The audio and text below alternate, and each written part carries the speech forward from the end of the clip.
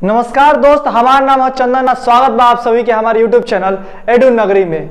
दोस्त हमनी के अब देख रहा बा इंसान आज देखें सन कि 64वां बीपीएससी में कैसन कैसन सवाल पूछल गए रहा और कैसे कैसे हमनी के हल कर सकत सन।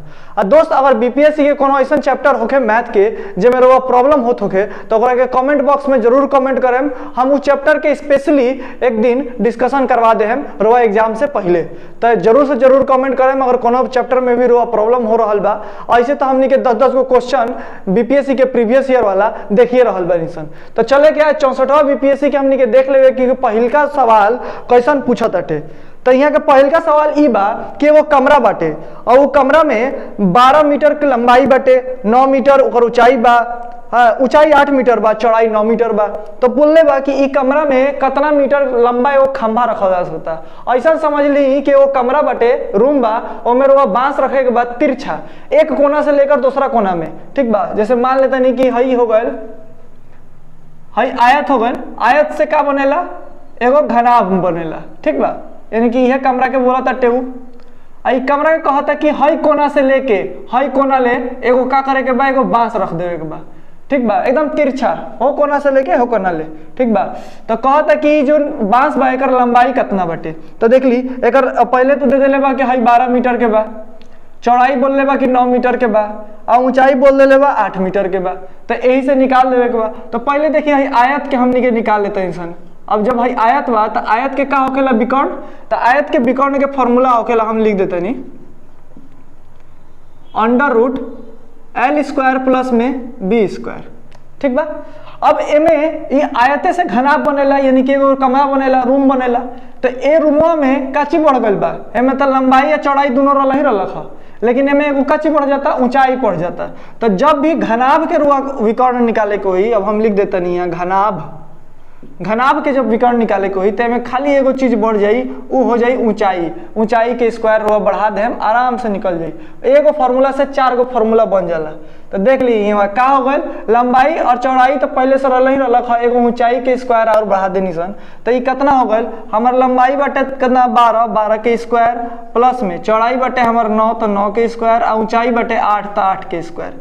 तो ये कितना हो जाई 144 प्लस में 81 प्लस में 64 जोड़ दी सबके जोड़े में तो आ जाई 4 1 5 आई हो गल 9 यहाँ 6 6 12 2 18 सॉरी 6 6 12 2 14 14 4 18 के 8 हाथ में 1 आई यहाँ 2 तो 289। ये कितना के होखेला तो ये रुआ याद करे के पड़ी। हम पहले ही बोल देले बनी कि 1 से लेकर 20 तक के भीतर में रवा स्क्वायर याद कर ले हम। तो ये हो जाता राउर 17 के, ये 17 राउर हो जाए का इस सवाल के आंसर, यानी कि 17 मीटर, ठीक बा।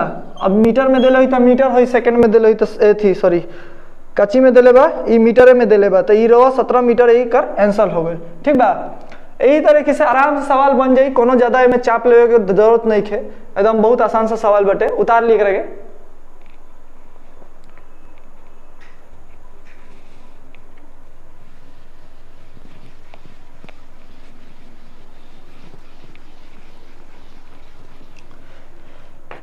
तो चलिए दोस्त अब अपन अगला सवाल के देख लिया था हमने के। अगला सवाल जो कहता कि वो एगो रेलगाड़ी बिया जेकर लंबाई बा 150 मीटर, ठीक बा। अब बोलने बा कि एगो पुल बा जेकर 250 मीटर ओकर लंबाई बा। तो ये कहता कि ट्रेनवा जो बिया कि उत्तर दिशा के तरफ 144 किलोमीटर प्रति घंटा के स्पीड से भाग रहल बिया। तो देखी यहाँ का सवाल बटे, मान लेते नहीं कि एगो पुल बा, ठीक बा, यहाँ एगो ट्रेन जाती है पार होती है। ये जो ट्रेन बिया ये ट्रेन के लंबाई बा 150 मीटर आ एकर लंबाई बा पुलवा के कितना 250 मीटर, ठीक बा। आ एकरा के पार करे के बा। तो ये जब पार करी तो ये पूरा ट्रेनवा पार करी नू, तो हई जितना दूरी तो पार करबे करी, साथ में हइयो पार करी, ठीक बा। ये अपनो लेंथ के पार करी। तो यहाँ का हो जाई, यहाँ पहले तो द्रवा दे दिले बा कि 144 किलोमीटर प्रति घंटा के स्पीड से जाती है। तो यहाँ मीटर में दिले बा, एकरो के मीटर में बदल दी। जब ये मीटर में बदले तो क्या हो जाए एमे कितना से गुना करे के पड़ी 5/18 से, कैसे कि किलोमीटर से मीटर में बदले के पड़ता, यानी कि बड़का से छोटका में। तो बड़का से छोटका में जब बदल जाला तो छोटका के ऊपर रखल जाला और बड़का के नीचे।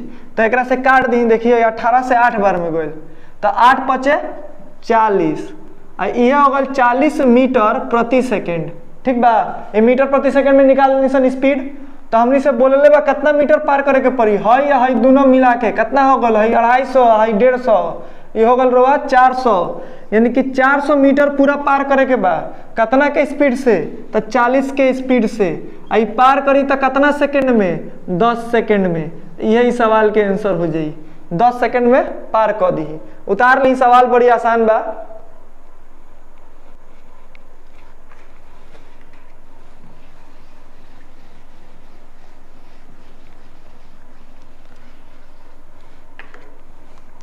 दोस्तों हमने क्या अगला सवाल जोन बा वो कहता कि 1 से लेकर 50 तक के बीच में कई गो अभाज्य संख्या बारन सन। अभाज्य संख्या केकरा कहाला, जोन अपना सिवाय और केहू से ना कटे, ओकरा के का कहल जाला, अभाज्य संख्या। तो देखिए एमे का होखेला, एमे 1 के छोड़ दियाला तो एमे देखी का हो जाई, अगर हम गिनती लिखतानी तो देखी 1 के छोड़ देनी, ओकरा बाद क्या हो गल 2 अपना अलावा और केहू से ना कटी, ओकरा बाद क्या हो जाई 3 अपना अलावा और केहू से ना कटी।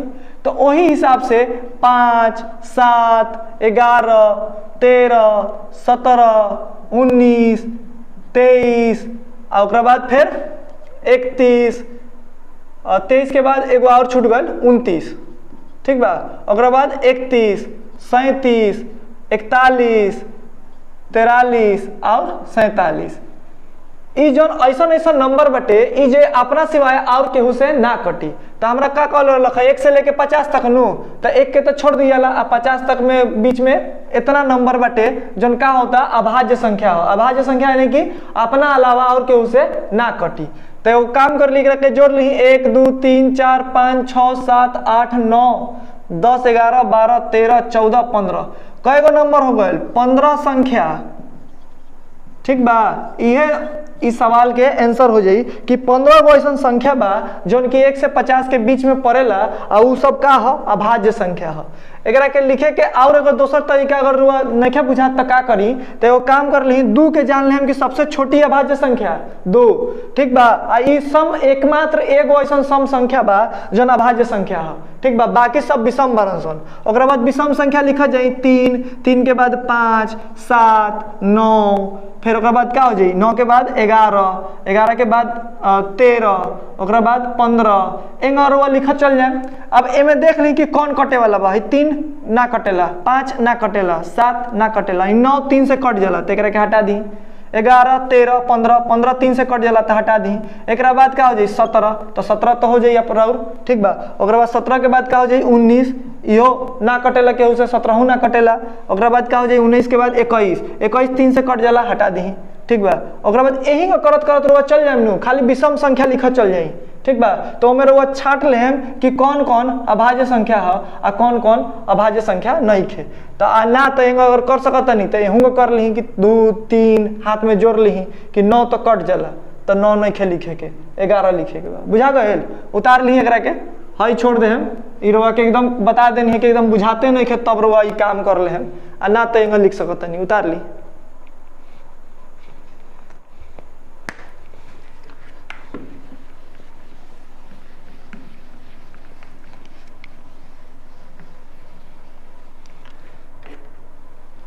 तो चलिए दोस्त अब अपन अगला सवाल के देख लिया।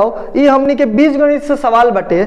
सवाल में कह दिले बा कि x बराबर में हमरा दे दिले बा -2/3। ठीक बा, हमरा से पूछ दिले बा कि 9x square minus 3x minus 11 कितना हुई। तो का करे के बा, x के वैल्यू दे दिले बा तो x के वैल्यू बैठा दी, कोनो दिमाग नहीं लगावे के, x के वैल्यू दे दिले बा x के वैल्यू बैठा दी। तो क्या होगा 9x के जगह पर -2/3 रखे ओकर स्क्वायर माइनस 3 x के जगह पे -2/3 रखे क्या हो जाए -11। तो अब देखी जौन कटत तटे काट दी, पहले कर ली 9 आई माइनस के जब स्क्वायर होखेला तो माइनस माइनस सब प्लस हो जाला।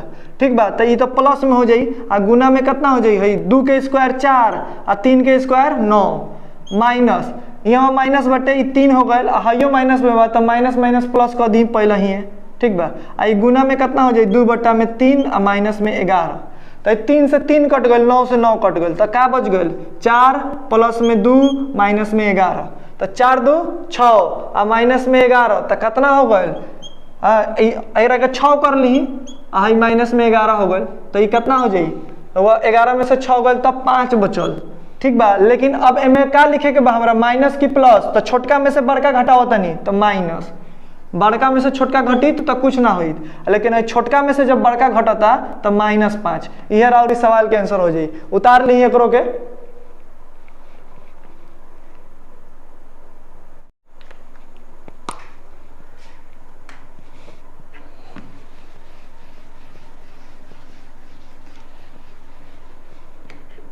तो चलिए दोस्त अब अपन अगला सवाल देख लिया था। ही हमनी के अगला सवाल कहता है कि एगो परीक्षा में उम्मीदवार बनन सन जो हिंदी या इतिहास दोनों लेके पढ़ता सन, ठीक बा। तो कहले बा में कि 66% जोन बारन सन वो हिंदी लेवलन सन आ ओकरा बाद 59% जोन बारन सन वो इतिहास लेवलन सन। तो कहता कि कुल अगर उम्मीदवार के रुआ छात्रों समझ ले हम तो चल जाई कि छात्र जोन बारन सन 3000 बारन सन, तो एमे बतावे के बा कि इतिहास आ हिंदी दोनों लेवे वाला कई गो बारन सन।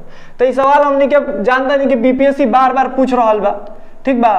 तो मान लेता नहीं कि 66% बारन सन आ हई कितना बारन सन, ई 59%। ई का हो गल जी, ई हो गल इतिहास, ठीक बा, इतिहास। आ हई का हो गल, ई और हो गल हिंदी। लेकिन बताई तो कुल जितना हुई सन कुल, तो कुल कितना माना जाला, का कहले बनी जब भी प्रतिशत के सवाल आई तो का मान ले कुल के 100। तो ये मान लेते नहीं कि दोनों मिला के 100 हुई सन जितना स्टूडेंट हुई सन, मतलब कि 100 बराबर में हमरा के कितना दिले बा 3000 दिले बा, कहले बा कि 3000 स्टूडेंट बना सन टोटल, आ ओकरा के हम 100 मान लेनी, ठीक बा। अब हमें देखी है अगर 66 के एकरा के जोड़ दिया था कितना हो जाता, ये जोड़ ली रुआ 66 अब 59, तो ये हम जोड़ लेनी तो ये हो गए राउर 125, कितना हो गए 125। लेकिन होके के कितना चाहिए 100, तो यानी कि जो 25 गो छात्र बना सन जो एक्स्ट्रा निकलता सन, ये 25 गो छात्र एहू में बा आ एहू में बा, तबे ना 25 गो एक्स्ट्रा हो जाई। तो इहे 25 गो के पूछले बा, तो ये 3000 के रुआ का करे के बा 25% निकाल दी, एकदम सिंपल बटे। 3000 के 25% निकाल दी, एहू में निकाल सकता नहीं। और नैखे सवाल समझ में आओ तो देखी 100 बराबर में जब हम मान लें 3000 तो 25 बराबर में कितना हुई, 25 निकले बनू, ये 25 बराबर में कितना हुई। तो ये सवाल जब सॉल्व करल जाला तो यही करल जाला, दोनों के क्रॉस मल्टीप्लाई, यानी कि 3000 इंटू में कितना हो जाए 25, अब बटा में चल जाई है 100, अच्छा 3000 के 25%, बात बराबरे बा, काट दी 25 तिया 75 आ एगो 0, 750 एक आंसर हो जाए। बुझा गए, उतार ली सवाल के, बड़ी आसान सवाल बटे, ठीक बा। बस खाली इतना ध्यान में रखें कि एकरा के जोड़ला पर जितना होता एमे जो 100 से जितना ज्यादा होता चाहे जितना कम होता उहे होखेला और एकर बीच वाला आई, तो एमे हमेशा ज्यादा होखेला कम ना होखे, तो ये ज्यादा होखेला तो ये हो जाए बीच वाला।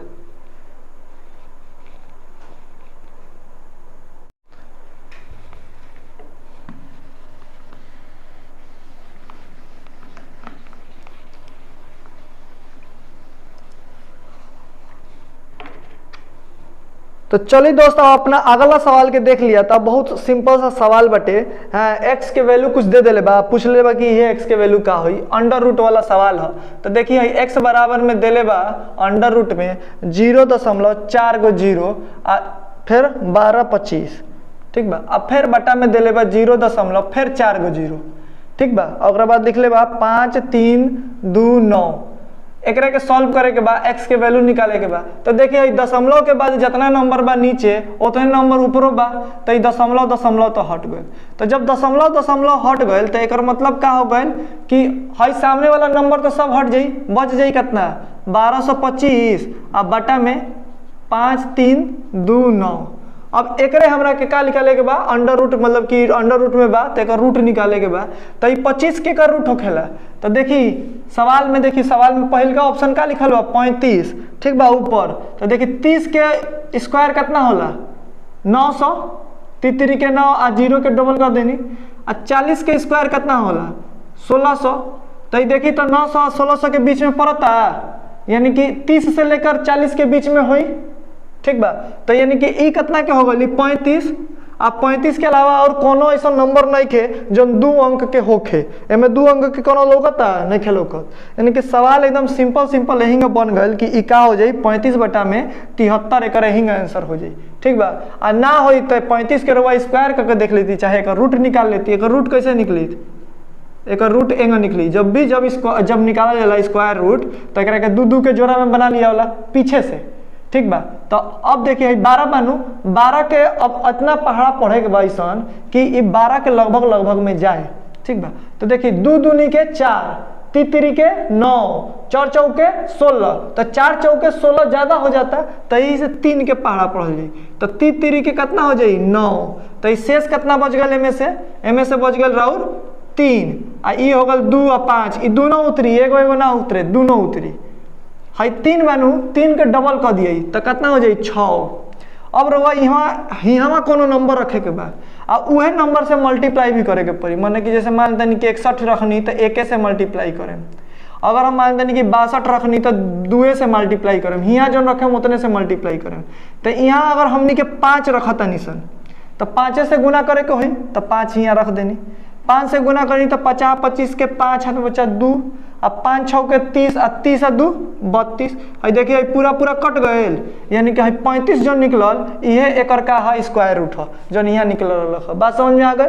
तो एहू हिसाब से निकाल सकते नहीं, लेकिन ये लंबा प्रोसेस है रोआ निकाले वाला। दिमाग लगा ले हम कि कितना के बीच में पड़त अटे हई चीज पर, तो रोआ पता चल जाए कि कहाँ से कहाँ के बीच में आंसर हुई आ उतार ले हम। तो ये उतार ली रोआ कैसे आंसर निकलल बा।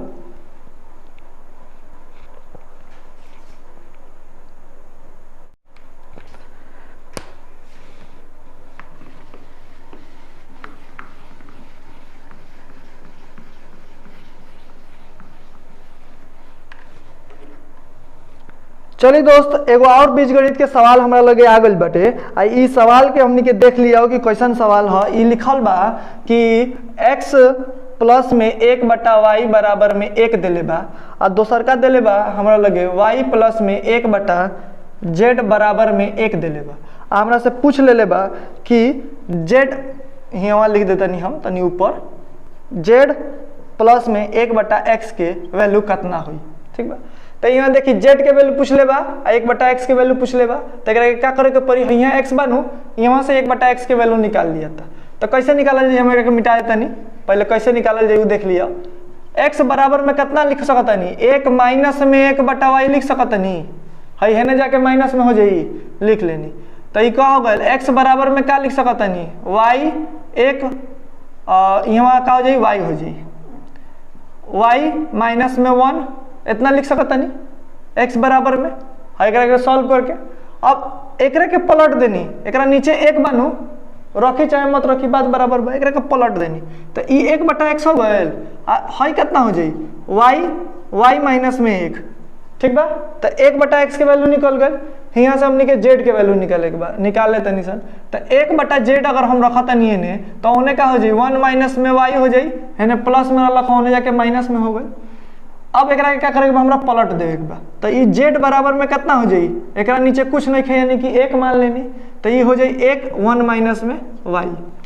यहाँ देखिए y माइनस में 1 बा, यहाँ 1 माइनस में y बा, तो कौन एगो के वैल्यू बदल दी, ठीक बा।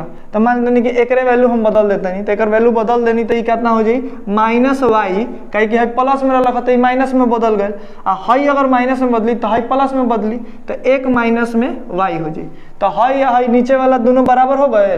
अब आ जाए सवाल के ऊपर। सवाल हमने से कहले बा कि z प्लस में 1 बटा x बराबर में कितना हुई। तो z बराबर में कितना लिख सकता नहीं, 1 माइनस में y, और फिर यहाँ प्लस बा तो प्लस, और हाई कितना हो जाए माइनस वाई, 1 माइनस में y। जब एक के सॉल्व कोई नहीं तो हाई प्लस हाई माइनस माइनस, तो ये नीचे वाला दोनों समान बनू तो ऊपर वाला के क्या करल जाला, जेंगा तेंगा जेंगा लिखल बटे वहीं कर दिल जाला। तो 1 माइनस में y हो गए, हाई y के 1 के 1, हाई प्लस माइनस माइनस, हाई y। तो देखिए दोनों बराबर हो गए, काट दी, कितना आ गल आंसर 1। यही सवाल के आंसर हो जाए। बहुत आसान सवाल बटे। यहाँ से रुआ क्या निकाल लेनी, 1 माइनस x के वैल्यू निकाल लेनी, यहाँ से क्या निकाल लेनी, z के वैल्यू निकाल लेनी, जेंगा लिखल रखूंगा उतार देनी, अब बना देनी, हो गई उतार लिख रहे के।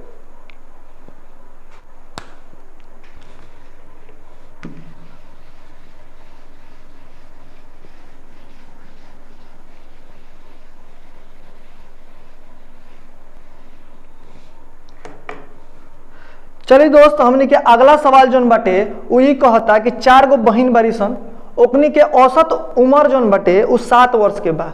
ठीक बा। अब बोलले बा कि यदि वहाँ एगो माँ के जोड़ दिया था, माँ के उम्र माई के उम्र जोड़ दिया तो कहता कि 6 वर्ष औसत वर्ष बढ़ गए। तो ये बतावे के बा कि माई के उम्र कितना बाटे। तो देखी सवाल कैसे बनी, बहुत आसान सा सवाल बाटे। ठीक बा। पहले अगर हम देखा तनी कि 4 गो बारी सन बहिन और 7 के उम्र के हिसाब से बा, यानी कि टोटल उम्र कितना हो जाई 28। लेकिन ई का होता कि जैसे ही माई के उम्र बढ़ल, यानी कि अब 4 से कितना हो गई लोग 5 गो। ठीक बा। आ उम्र कितना बढ़ गए 6 गो और बढ़ गए। तो 6 गो और बढ़ गए तो 7 रहलक, 7 में 6 और जोड़ दी तो कितना हो जाई 13 हो जाई। आ 13 पचे 65 हो गए, माने माई के उम्र जोड़नी सन तो 65 हो गए। तो हई पहले 4 गो बहिन के उम्र रखा, जोड़ देनी माई के उम्र तो 65 हो गए। तो ये कितना हो गए में से घटा ली रुआ, 65 में से जब घटाएम तो रुआ कितना बची है, माने 65 में से रुआ 28 घटावे के बाद तो ये बच जाई रहो 37। यही सवाल के आंसर हो जाई कि 37 वर्ष जोन बा माई के उम्र बटे। एगो तो ये सवाल एक तरीका के हो गल कि ये तरीका से हमनी के बना सकत नहीं। दूसरा तरीका, अब देखी दूसरा तरीका ये बा कि 6 वर्ष बढ़ जाता नु, हम अगर मान लेते नहीं कि 4 बहिनिया के उम्र 7 वर्ष रख तो एक औसत कितना हुई 7 हुई। 7 वर्ष 7 वर्ष 7 वर्ष रख तो 7 हुई। माई के उम्र बढ़ा देनी तो माई के उम्र बढ़ा देनी तो एगो और 7 बढ़ा देनी। ठीक बा। लेकिन क्या कहता है कि 7 नहीं रहत, ये कितना बढ़ जाता 6 बढ़ जाता। तो 6 सब पे बढ़ता नु, हे ऊपर हे ऊपर हे ऊपर। तो ये 6 गो कितना पे बढ़ता 5 गो पे बढ़ता। तो हम लिख लेते हैं वहाँ। ठीक बा। इस सवाल खाली समझावे खातिर है बनैनी है। कितना बढ़ता 6 बढ़ता, कितना पर बढ़ी 5 पर बढ़ी, काहे कि माई के उम्र लेके बढ़ी तो 5 पर बढ़ी। तो 6 पचे 30। अब पहले उम्र कितना रख है के बताओ तो रख है 7, तो 7 में जुड़ जाई तो कितना हो गए 37। तो एहू तरीके से ये आंसर निकल सकता है। ठीक बा। हेऊंगा निकल जाई, एहूंगा निकल जाई। उतार ले जौन रवा बढ़िया लगी तो ना में बना ले।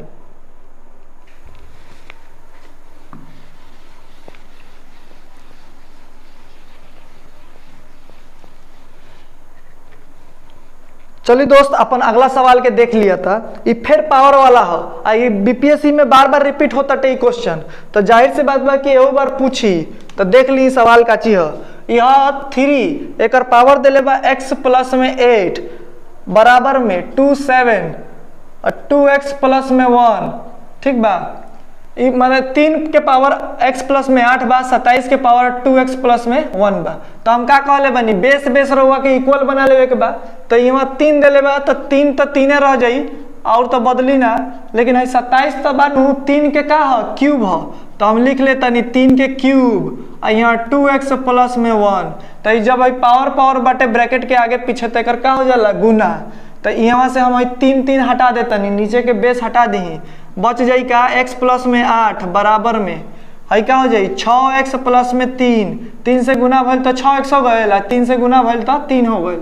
एकदम सवाल सिंपल बन गए। अब यही से निकाल ली है, x एने गए तो कितना हो जाई 5x, आ 3 एने आई तो 5, यानी कि x बराबर कितना आ जाई 1। 5 से 5 कट गए। ठीक बा। कहीं हेने गुना में बा, हेने जाके भाग में हो जाई तो x बराबर में का निकली 1। आ यही सवाल के आंसर हटे। उतार ली एकरा के, बार बार रिपीटेड होखेला।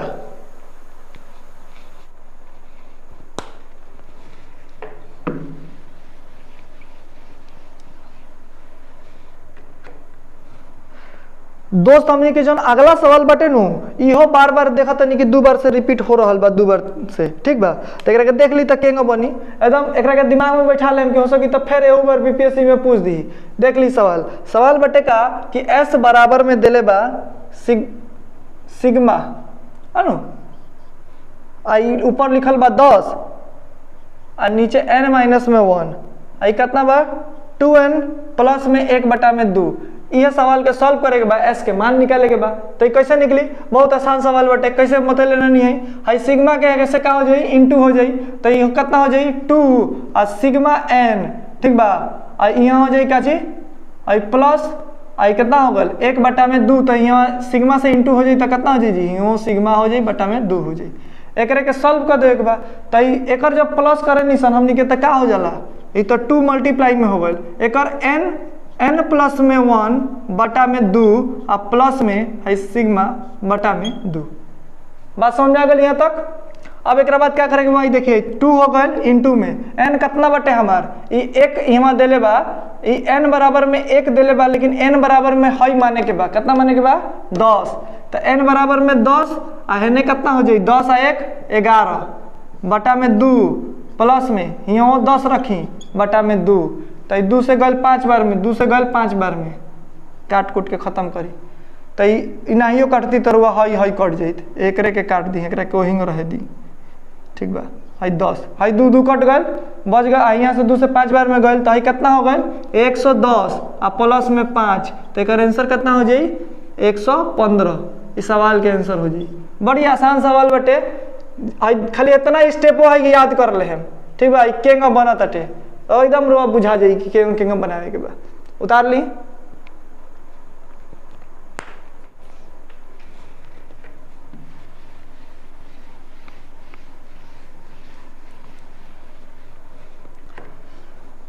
तो चलिए दोस्त आज के मैथ के सवाल यही खत्म होता हमने के जितना इजी तरीका से या जितना इजी कॉन्सेप्ट में सोचा तनी सन एकदम वही एकदम रोआ खातिर एकदम इजी कॉन्सेप्ट में हम बनाओ तनी मैथ ठीक बा ताकि एकदम रोआ के बढ़िया से समझ में आ जाए और मैथ के एको को सवाल बीपीएससी में छूटे ना।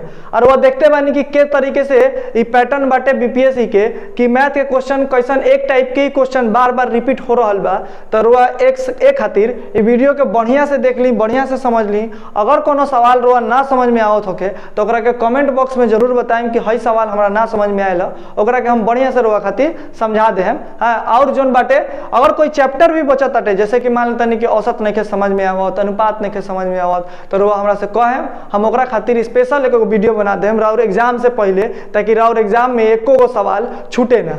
आई वीडियो अगर वो पसंद पड़ल बा तो प्लीज एकरा के लाइक शेयर और कमेंट जरूर करें ज्यादा से ज्यादा लोग तक एकरा के पहुंचाई ताकि ज्यादा से ज्यादा लोग देखे हनु हमनियों के तनी सपोर्ट मिले और लोग के मदद हो जाए और दोस्त साथी बंधु यार सब कोई के मदद होके ठीक बा। तो चलिए कि मिला जाता अब अपना अगला वीडियो में है अगला नया कॉन्सेप्ट के साथ और देखल जाए कि अब 73वां बीपीएससी में कैसन सवाल पूछल गया। नमस्ते।